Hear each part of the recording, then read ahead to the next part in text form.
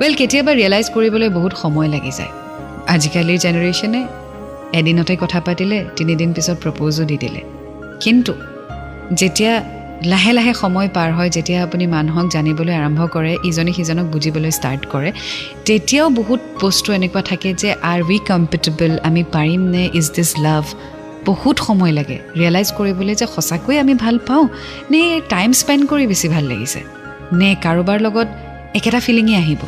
এই বস্তুবোৰ ভাবি চাবলৈ বহুত সময় লাগে কেতিয়াবা আমি ৰিয়েলাইজ নকৰোঁ যে একচুৱেলি আমি সেই মানুহজনক ভাল পাওঁ কিন্তু ভাল পোৱা হয়নে নহয় সেই ৰিয়েলাইজ কৰিবলৈ আমাক বহুত সময় লাগি যায় কিন্তু আজিকালি আকৌ ফাষ্ট লাইফ ন যে এদিনতে লগ পালে দুদিনৰ দিনাখন লাভ তৃতীয় দিনাখন ব্ৰেকআপ